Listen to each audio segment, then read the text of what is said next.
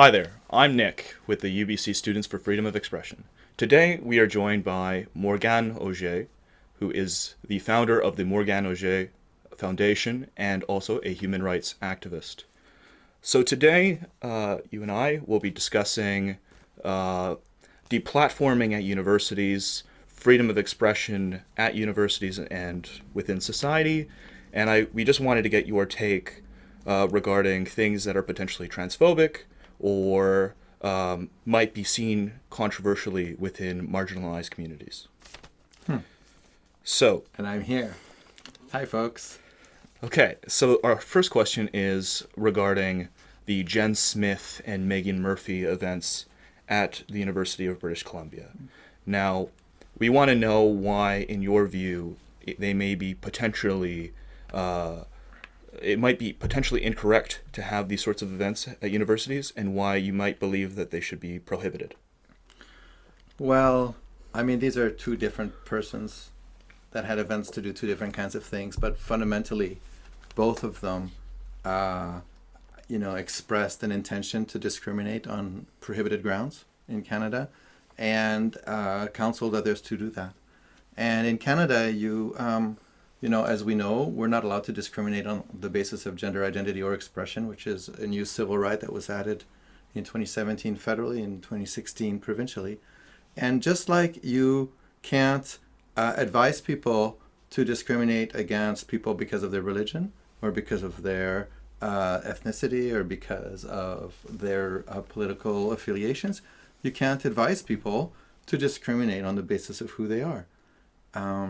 They also went further than that and attacked individuals, specifically me, but other individuals as well, and with defamation. They feel that they know who people are, and that their opinion about what people are or who people are trumps the law, right? And the law is that people are, for example, like your name, right? Arguing that your name is not your name is actually defamation. It can be if it's tied into you're being deceitful because you're claiming to be this name, but actually we all know you're that name. It's kind of like in the U.S. With Obama, the whole thing about his birth certificate, right? Defaming someone on grounds that are not facts is against the law, right?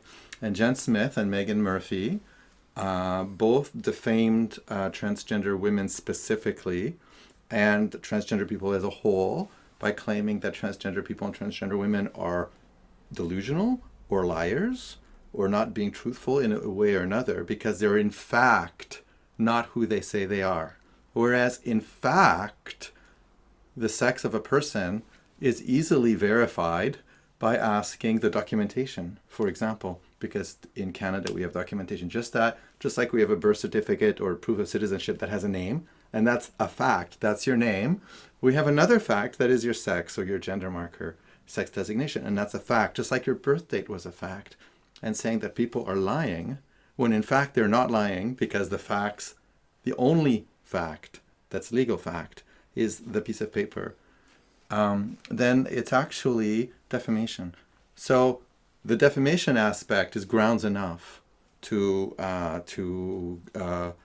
censor something like UBC or the Vancouver Public Library because they are platforming individuals that are lying, right? And are lying in order to cause harm to people. And they're doing that on the basis of prohibited grounds. So actually, the universities are participating in discrimination and in defamation, and they're doing it knowingly, both VPL and UBC. And they were doing it normally because they were warned this was going to happen, and they had every reason to think it was going to happen.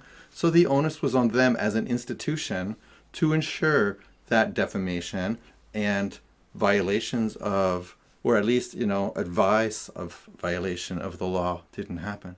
All right, so two things there. So we talk about the complicity of the university in these events, and also the sort of grounds for their prohibition. So in terms of what is considered hate speech. This is what is usually brought up, not the defamation aspect of it, but the actual hate speech element of what they say at their events. Now, one thing that I want to address on that point is you say that there is an aspect of truth. It's on your driver's license, your passport, your birth certificate. Well, it's the official legal truth. Right, the official legal truth. Everything else is an opinion, but that's the truth. Right, but say they will suggest that there is some greater biological truth. They will cite this is what their perspective, right? So they will say that there's only two genders, and so in terms of they will say that sex is immutable. Sex is immutable. It's determined at birth. They could say that that's their opinion. They could say that is their opinion. They can't say that they're going to act on it. That's something that starts to blur. I can't announce that I'm going to do something bad to someone, and I can't announce that I recommend that you do it too. For example, that's inciting a riot. Inciting a race riot is how you do that, right? That goes into criminality and violence. Here, it's very important to remember that there are several aspects of the law, and it's important to remember I'm not a lawyer, right? And I'm not giving legal advice here, just making that clear.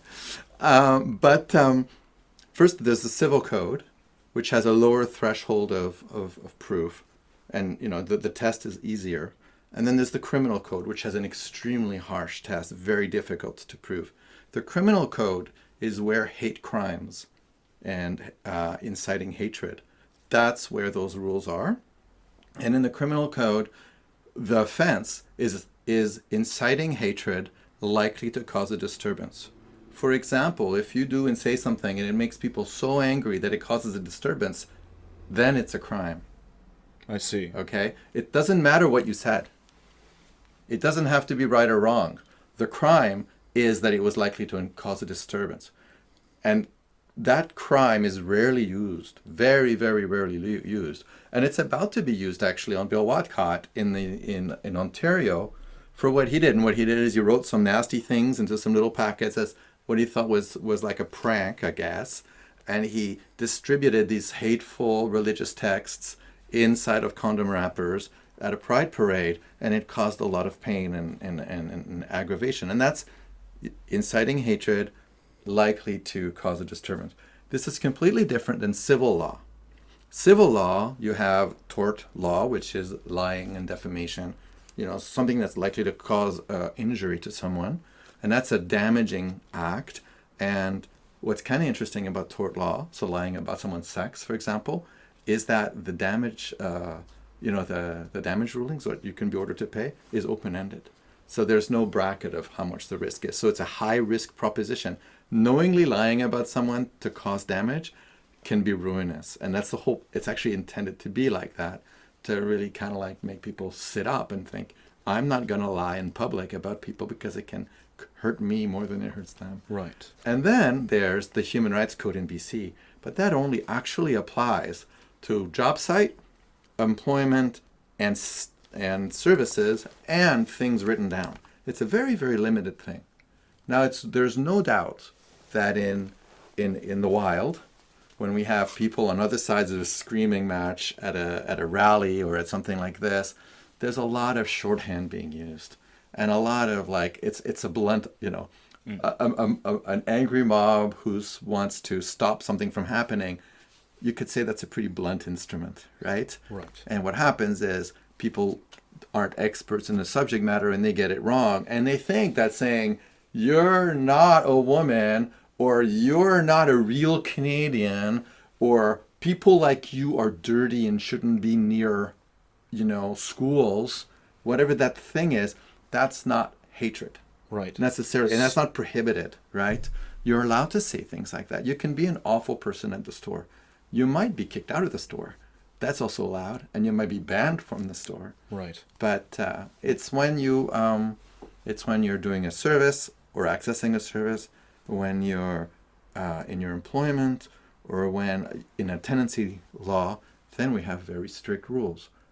And universities, of course, are providing a service, or the Vancouver Public Library was providing a service of rental, and it's also providing the service of like a welcoming space for book readers and such things. Just like the university is providing the service of, for example, of being the place I'm an alumni of.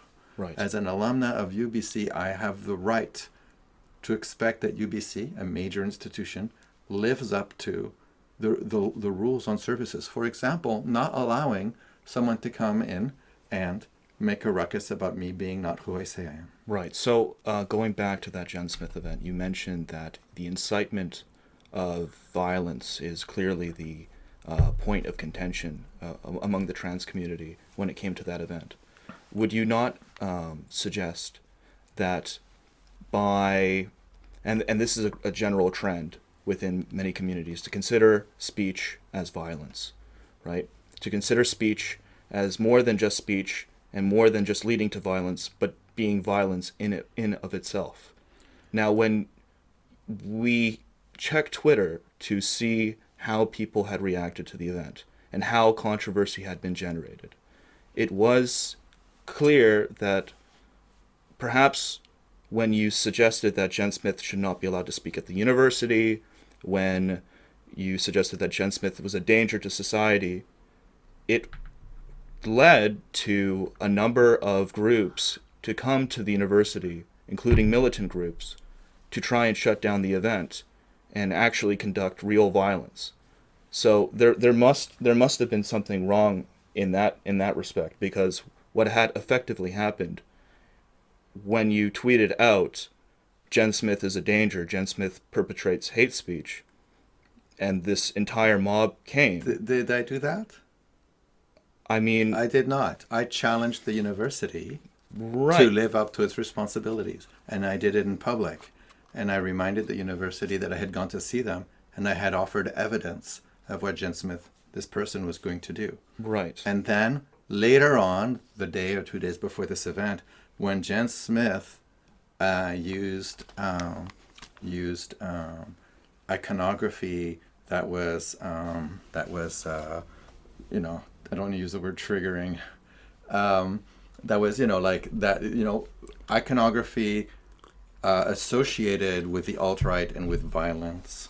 And when she mentioned that she was going to come in with her Soldiers of Odin friends, who are, after all, a violent hate group. Did she say that she was going to come with Soldiers of Odin? I don't have the tweets in front of me. We could look at what it said. Because Jenn Smith explicitly denies association with Soldiers of Odin. Jenn Smith denies association with Soldiers of Odin, yet is permanently guarded by them when she's at an event, it seems. She's maintaining a friendship relationship with Conrad Peach, I think his name is, the vice president or president of the Soldiers of Odin of Vancouver Island. I have never seen Jenn Smith speak at an event that didn't have Soldiers of Odin providing security. I don't know what to tell you, but the extreme right and Jenn Smith and Laura Lee Tyler Thompson are always together, always hanging out with each other at public events, crapping on trans people. Well, what effectively happens with extreme right-wing groups in Vancouver, at least, the general trend of how they operate is not by invitation of the speakers or even gravitation towards the topics themselves. It is purely as a response to what they see as... Are you speaking in the first person here, or are you assuming that's true? No, this is from research that I have done. This is how they operate. When people ask me, do you support someone stapling a rat to a rape crisis center's window? I say, this is abhorrent behavior. Mm-hmm. Right? That's how you say, I don't support this. When, Jenn Smith, and I'm getting a little, we've spoken about this person maybe too much, but Jenn Smith has had ample opportunity to make a statement that says, I do not want white supremacist hate group people to provide me security. I don't need them, and I reject their being at my side. Yet, instead, Jenn Smith continuously shows up with them, knowing they're coming, and that says, oh, I couldn't help it. They're free to be here too. I don't know what to tell you there. we all have agency, and we all have the right to say, I don't want this person next to me. This is a right. And when one chooses not to do that, when the person next to you claims to be providing you security and is also a white supremacist and kind of a threatening person, then you're kind of in on it.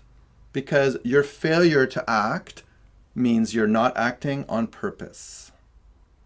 So I don't buy the argument that they're coming there of their own volition. I have nothing to do with it, right?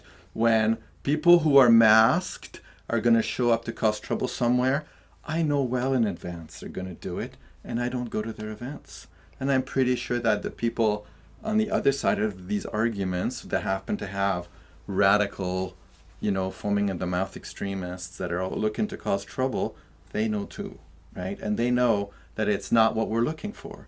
I get the feeling that, the people organizing these events are looking for a fight. That's the feeling I get. Because they certainly aren't doing anything to get away from causing a ruckus to actually communicating meaningfully, Well, we can speak from experience as this group. We've done everything that we can to involve the community and make it as inclusive of a space as possible. But the natural reaction has always been that there will be trouble, even though we are not looking for trouble. Who's we? The Students for Freedom of Expression. Right, but who are you? I mean, I appreciate that you're interviewing me, but you're a bunch of UBC students at UBC. Right. This is a bigger phenomenon than a bunch of students at UBC, even though I respect that you're trying to create dialogue, and that's good, right? Mm-hmm. But you're not actors in this play, right? You can maybe interview speakers about the issues at hand, but you're neither on the receiving end as a group. I mean, you're not an organization on the receiving end of hatred. Oh no. Or maybe you are some, but I have to have police protection. Right. Right. Mm-hmm. People have tried to figure out where my kids go to school, right?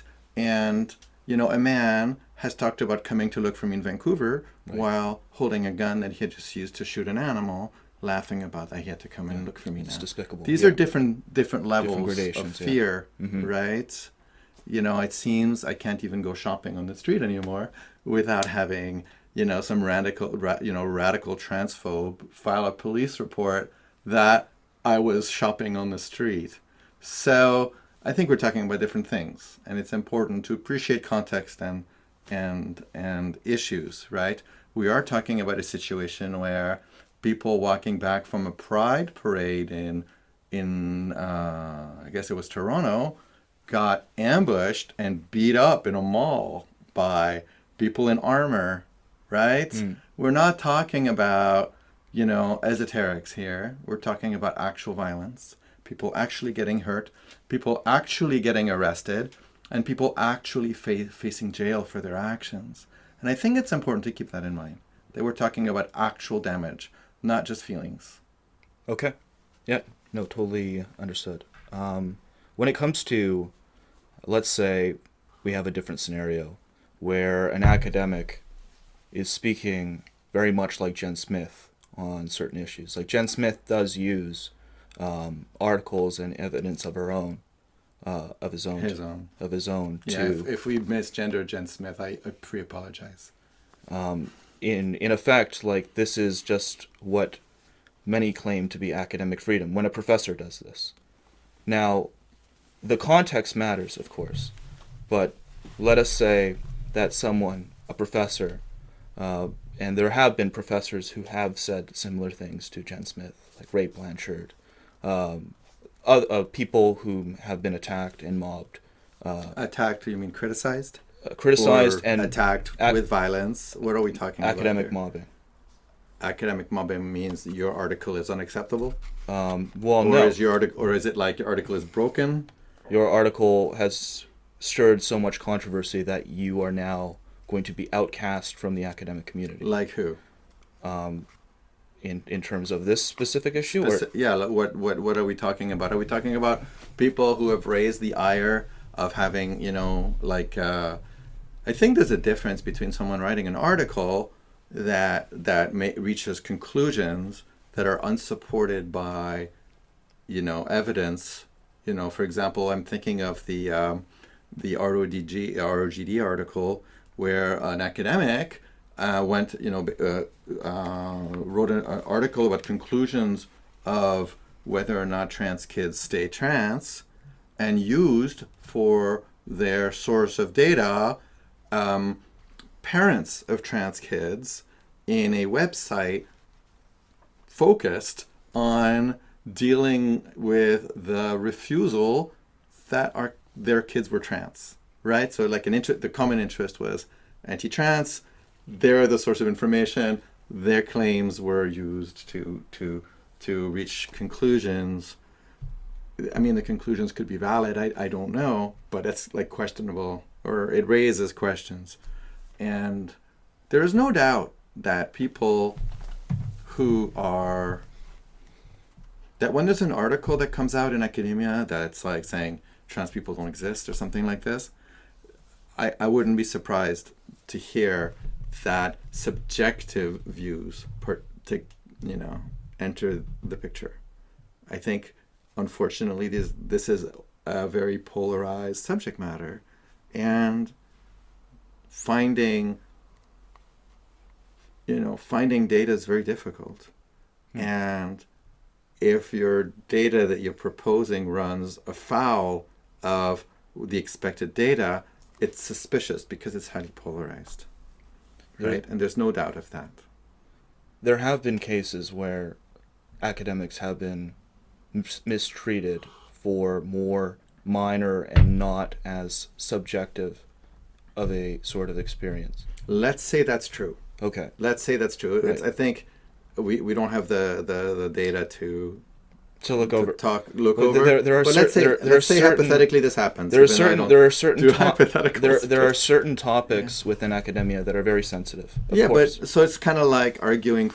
So if you mention a subject matter like autogynephilia, or if you mention... So let's use that subject matter. Okay. So this is a subject matter put forward by one academic and the people who studied under him, right? Okay. It's also a subject matter that has been,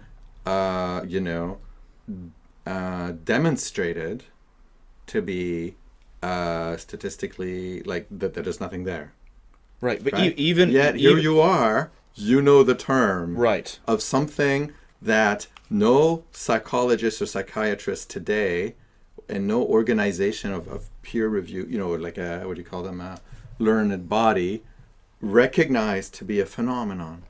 Yet you're asking about it. Right. I propose that has as much to do as the fact that social media lacks a filter as anything else. The guy who came up with autogynephilia is Ray Blanchard. Yeah. His protege was Zucker, right? Zucker took money from every province east of Saskatchewan to run a children's gender identity center that every child east of Saskatchewan had to go through to access hormone therapy. Right. Okay. Limited by the age of 18, was it? It's more complicated than that, but let's say, so surgery at 18, hormone blockers at puberty, replacement hormones. Back then it was later that you the notion that people will grow out of it. Well, his notion was, that many people will grow out of it, and he ensured that, right, by actually having an acceptance rate that was like surprisingly low, and by forgetting to mention that to his subjects that actually he was using them for research and he was testing out his theories on them. And if I understand correctly from the report that I read, the contract with the provinces that were funding his lab was not so that he would look into this stuff. It was to help kids, make sure, basically to help parents evaluate their kids and then to help them transition as needed. Yet that's not the service that was delivered to every child who lived east of Saskatchewan. That is like the vast majority of trans kids in Canada. And why? Because he basically thought that these children weren't trans, or too many of them weren't trans. And unfortunately, the quality of the data it can't really be judged. I'm not an academic, but I do know that today the standard for what trans is no longer what it was when he was trained, that person. I think we're actually organizing a talk between him and Dr. Wallace Wan. That would be fascinating. That's really interesting, right? To see. Yeah. That would be fascinating to see. It's interesting because Blanchard did a lot of good things for the trans community. Mm-hmm. Back then, it was like, he was enlightened. He really opened the door. It'll be fascinating to see where we are later on. But he lived in a world where we were in a binary. The recognition of sex designation in Canada has got 3 genders now, right? So male, female, and other. That's like so much past, so far past, where the likes of Blanchard and Zucker were, to my knowledge. The problem is these two and a couple of their, of the people that trained under them or with them, depending on the generations, got embroiled in polarizing social debate when they should have stuck to academia and research, right? So and what you get now is they lose credibility. Like, these people, in my eyes, have no credibility today because they're embroiled in social commentary. Right. Whereas they should really be focusing on the credibility of their research. I would love to see if they have new findings that have credibility. Yeah. But instead, I get them misquoted everywhere and them aligning themselves with views on social media, and therefore kind of like losing favor with me when I'm reading their stuff. The difference when it comes to how academic mobbing, as it's been defined, has changed.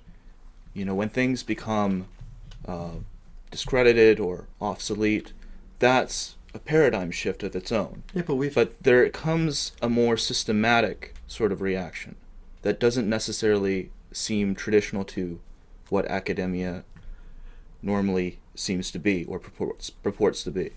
So right, but and it comes from external pressure, it comes from internal pressure. It's not a matter of debating the idea or even criticizing the ideas. It goes a little bit beyond that, and that seems a bit troubling in my eyes, at least. So we have gates that academics have to go through in order to get their funding and to be allowed to do research. Yep. Right? Excuse me. For example, ethical review. Right? So the problem is, what do you do with, an academic whose research is troubling now, past research is troubling, because when there was an ethical review of the whole clinic, problems came up. Right. Serious problems. Okay. So now what? Right? And that the academics get into, ranked warfare and take sides, and the next thing you know, it becomes all about whether trans people exist. Right. Which is actually not really relevant anymore, because the fact that trans people exist is protected in Canadian law. So today, the study of, are trans people broken, in order to demonstrate that they're broken, which is kind of like, bias-based research, should not appear anywhere because it's outlawed anymore. Because it's the same that you're not allowed to do research. Are Muslims broken, right? Or are white people broken, right? You can do research on are white supremacists broken, or something like that, perhaps, or what causes fanaticism or supremacy, or supremacism, but you can't do research on trying to find a reason why that group is inferior to this group. Right. And that's a fascinating problem, because there's people who still would like to do research. It'd be great to have more research on how people are trans. Why do people identify being a certain culture? We have that kind of research. Why do people identify being trans? That's interesting. but it's pretty delicate to have people trying to find a disease out of being trans. It's accepted in the entire world today that being trans is not a disease. There is no governing body that accepts that being trans is a disease.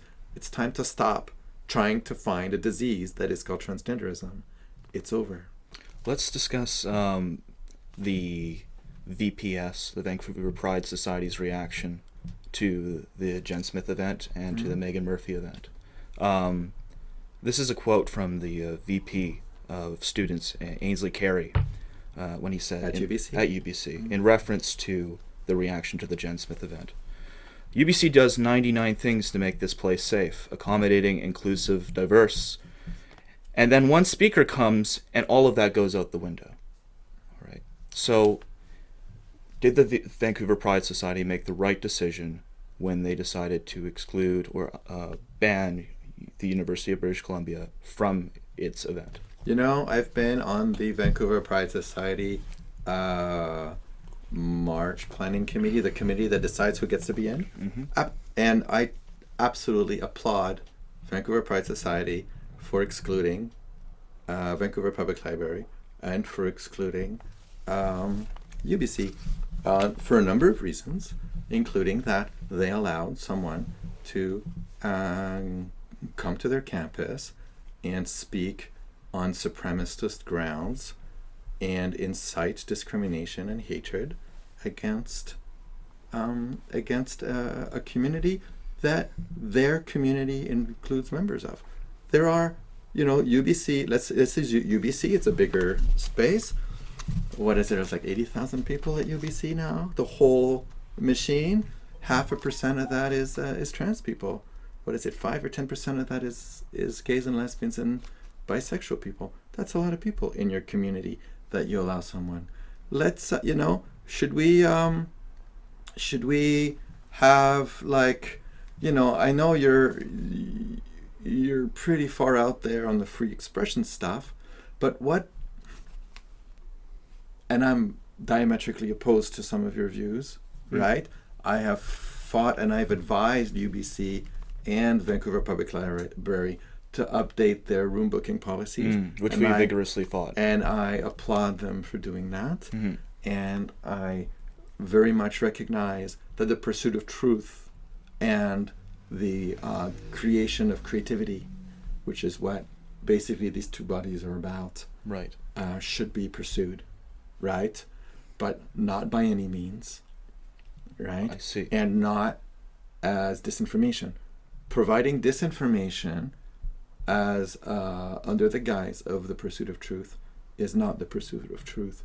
And and you don't get to allow hate propaganda in your facility knowingly, and then participate in cultural events of the community that you allowed to be targeted.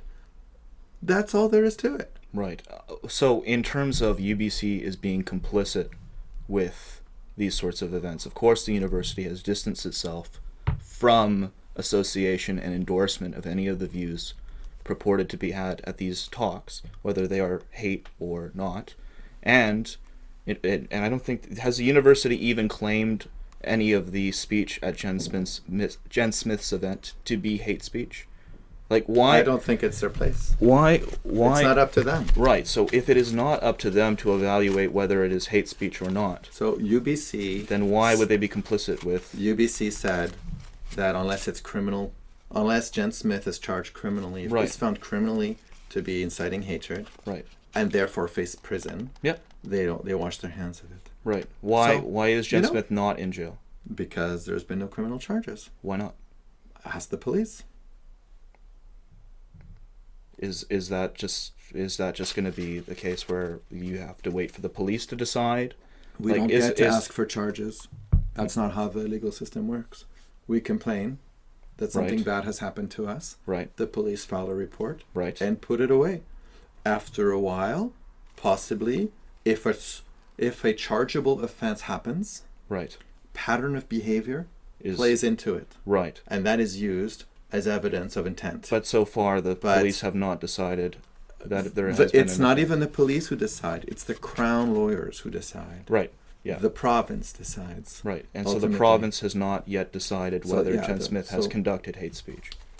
The province has not charged Jenn Smith with hate propaganda, inciting hatred likely to cause a disturbance. A disturbance has certainly been caused several times. Right. Whether it meets the test for hatred is another matter. It's quite a test. British Columbia has not been very proactive in such tests. Now, I've been told over and over that the Oger versus Watcott case is a precedent for these things, and now that clarifies what hate propaganda is against trans people, and there's the Your Ward News case in Ontario, which is a criminal case where they were convicted of 1 year in prison, I believe, for their misogyny and anti-Semitic newsletters. And Bill Watcott is facing a year in jail if he's convicted in Ontario, and the trial is in January, I think. Mm-hmm. So there are, it's unclear whether there's a difference in prosecutorial priorities, or whether there's, this is very subjective, right? Right. And so I'm not a good person to give you an objective analysis of whether this meets the test, because I'm not objective in this. But I think that either what's happening and has happened, it doesn't meet the test for criminal, or they haven't sent a charge. And it's a little bit weird in the police system. The victims, or the people who perceive themselves as victims, they're not really given any feedback. Right. So these charges go through, and then one day there's a charge that's laid. One thing that's very divisive even within the UBC community about the banning is that many believe it to be unfair to the university to suggest that this instance is not indicative of the official commitment to inclusion that the university holds. And furthermore, they also have this commitment to freedom of expression. And if there isn't that legal basis behind hate speech, their hands are effectively tied. The Pride Society could arbitrarily uninvite UBC if it felt like it. Right. UBC doesn't have an entitlement to participate It's in UBC. It's not a and matter this of is an entitlement. institution. As we know, everybody at UBC is welcome to come and march in Pride. Of course. But the institution is not invited. Right. And it's not a question of fairness. It's an institution. They don't have feelings. They don't have human rights. It's an institution. If the institution wants to live up with a checklist of what it takes to be invited at UBC, the checklist can be asked for, and they can live. But hosting hate propaganda targeting our community will be a definite, minus 10 on that forever, and will always be that. At least a lot of members of the university feel that this has been an external means of pressuring the university not to do this again. And of course, that's exactly the point. That's exactly the point. But it just seems a bit strange for the university to falter on its commitment to freedom of expression I guess. Well, I that's guess our commitment as well. I think the University of British Columbia might want to consider how many of its alumni and funders are gay, transgender, or have family who is gay and transgender. And I bet you that that's a non-negligible number. And I bet you that there are other ways to pressure the University of British Columbia. For example, pulling funding. And if we pull funding for long enough, it'll sting. It looks pretty bad. I can tell you, personally speaking, UBC was trying to feature me as some success alumni, right?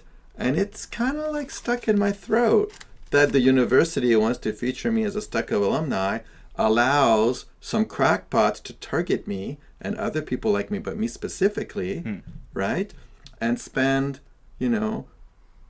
2 hours in the Faculty of Forestry in rooms that I used to go to class in to target me. Right. And I think that's disgusting that the university allowed it. And that's a major failing in their ethical judgment. We do not allow the targeting of community members.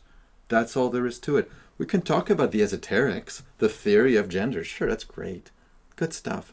But some random person who comes in who talks about chemtrails and conspiracy theories, who's hunting around in my past because he's convinced I'm a secret agent for the Americans. I mean, really? This is the standard of the University of British Columbia? And people are surprised that they were booted from the Pride Society party because they don't live up to our standards? Well, get used to it. Do you think the commitment to inclusion and diversity is incompatible with freedom of expression, a commitment to that? Freedom of expression has limits. It was proven in Oger v. Watcott in 2019. Right. Understood, but if the university has this basis of hate speech or not hate speech defined by the prosecutors of the Crown, what is it to do? What is it to do? What is the natural outcome? The University of British Columbia has civil law responsibilities to its community, its students, and its staff. It did not live up to that. There are other laws than criminal law. Criminal law is like the gigantic gun. There are other things that can be done. In the discussion over the booking policy, it was considered, not very seriously because it was improbable, whether the Board of Governors were to decide who speaks at the university and who does not. Right. So now we're talking about giving some power to the Board of Governors in which they did not have previously. It's a tricky situation, right? Why should the University of British Columbia or any other entity, especially a publicly funded body paid for by taxpayer dollars, why should that organization not have a say about who books their facilities for what purpose? Well, we're talking about the university as one entity, but how does the university even conduct this process? The university has a way to decide who makes the decision, and that person makes the decision. So is it we must listen to the Vancouver Pride Society regarding this? You don't have to. But that is who was advising the university in that sense. The university can choose to listen to what its community says, its stakeholders, and maybe there are stakeholders at a university that said, you know what, it should all be allowed. We should go out there and have all kinds of taboo things happen, rather than just the ones targeting the minority group that it's still okay to discriminate against today, right? The minority group that doesn't have enough precedent to defend itself in court, or hasn't been tested yet enough. We should do that. As a matter of fact, we should mandate it. Here's why. Let's find every discriminatory supremacist organization and let's invite them to book a room at UBC to have a party celebrating their bigotry. Because basically that's what UBC has just said. What UBC has done by allowing transphobic hatred to be done is that now it's open season. Because they don't have a precedent. Well, they have a negative precedent. They can no longer say, oh, no, you can't do that. You can't do that. You can't have get the non-white people thrown out of Canada fundraiser or event or something like that. You can't have a party about registering everybody of a certain religion in a book to keep track of them. Unless the speaker were to be considered under the law hate speech. Well, no, criminal hate speech. Right, criminal hate speech. Yeah. Criminal hate speech requires a conviction. Right. So they could all do it once, right? And criminal hate speech certainly wouldn't be round them up and put them in camps. That probably wouldn't be quite enough the first time around. So where is it enough? I'm not sure. Right? And is it only going to be after the fact? What about someone who's already done it? Are we going to say, oh yeah, they did it, but this time it's new, it's different? Right.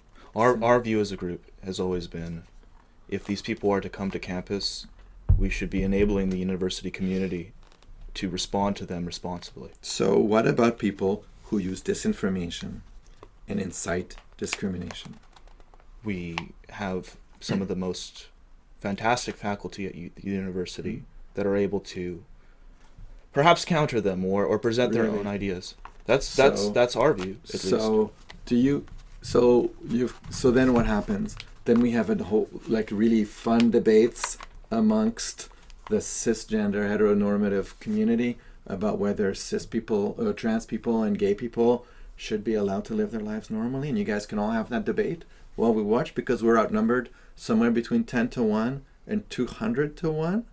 The fact, I think there's it's a one bit. prof who's trans at UBC, maybe two, maybe three, That's- something like that, that are like out and trans. Maybe I'm wrong. And so what, they're going to have every single debate? I don't think it's fair to suggest that the university community is divided in that sort of way. If you were to say that there aren't people allies to the trans community at the university, I think the reaction to the Jenn Smith event clearly just like demonstrates the other. Yeah, but you're proposing to have conversations about whether or not these people's human rights matter. Is what you're proposing to have conversations about. So we should have conversations, like, should we have conversations about all of the settled human rights? Like, hey, let's ban people of a certain religion. We're having problems with them. Let's have a big conversation about, or like, What did Jenn Smith say at her event that you would find the most problematic? Jenn Smith advocated for the removal of education material, Which she would call trans ideology. Yeah, the Soji material, right? Mm-hmm. It's the material that says, don't beat up black people, or don't beat up Muslims, says don't beat up trans people, right? This is what we're talking about here. Is it fair to suggest that the Sochi material was only that? Like, is Is that what she it's had a problem with? normalizing gender identity and sexual orientation. And this person has a huge problem normalizing gender identity or sexual orientation, because this person pathologizes their situation and says that they are who they are because they're ill or unwell. Let's say they've been on the record as saying that. And therefore they feel that nobody should be talking about sexual orientation or gender identity until they're adults. And therefore, the same applies to every protected minorities. We shouldn't allow the discussion of religion until you're 21 or 18. You shouldn't even be allowed to talk about the fact that it exists, right? Certainly children shouldn't be told about immigration, or shouldn't be told about, class. Yeah, that All the might be- things, whatever the things are. There's like a dozen human Children rights. is probably just like basic stuff. So basically, Yeah. really, if we follow that through, the advocacy was, do not tell anybody about anybody other than like me, Interesting. right? That's the advocacy. And do away with the human rights protections because they harm us. When Megan Murphy was at Vancouver Public Library, the title of the talk originally her general theme are trans activists dangerous for women? Is basically the theme. So keep on going. Are, youth activists dangerous for women? Are, white activists dangerous for women? Are, French foreigner activists dangerous for women? Go through the list and then see where this is going. Right. So And tell me that that's not a problem. So this opens up discussions that are not worthy to be at the university. That's your view. We have established law on this for a reason, Okay.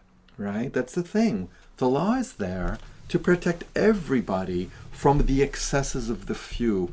And there is no doubt that forces us to talk carefully, right? And I'm sorry about my bleeps. Okay. And and there's no doubt. But you know what? Diplomacy forces us to talk carefully too. Mm-hmm. And people make a gigantic circus about silly things like pronouns, right? The or SFE about pronouns. pronouns, or there's all kinds of things like this. Like, oh God, I can't possibly be a decent human being and call you the name you'd like to be called, because that's an infringement on my human rights. And it's like, yeah, no, bullshit. It's not an infringement on anybody's rights. You work here. Your job is to not be rude to the students or the other faculty. There's a code of conduct. You don't want to live up to the code of the conduct? Go work somewhere else. I see. It's not a human right, right? if you want to be able to have a if you want to be rude to the customer or the teacher or the peer anywhere, you're going to run into contract law. Awesome. Well, thank you very much for coming. Would Thank you be you. interested in coming back and talking to Jenn Smith or potentially someone else? Absolutely not. Okay. I'm concerned about Jenn Smith's well-being, Okay. and I have no interest in dealing with people who are unwell. But That was the major Morgane comment. Murphy, Yeah. if always happy to speak with her if she wants. The invitation's been out there for some time, Interesting. and Okay. I think you're friends with Lindsay Shepherd, or you keep on quoting her, or you all do. She'd be an interesting conversation. Interesting. I'd like yeah. to limit myself to people who are coherent and make sense and put together an argument that makes sense. And We could send you a list, and perhaps we can get Sure. something together. Yeah, And, this was really informative, and I'm sure a lot of people will appreciate this. And maybe we disagree, but it was really good to hear your voice on this. In the end, in Canada, we have a list of human rights, and no one human right takes precedence over any other human rights. Mm. And if we were to allow that to happen, it would be a very dangerous thing to happen. Just like if we were to roll back any human right, it would open up rolling back all the human rights. And this is not good.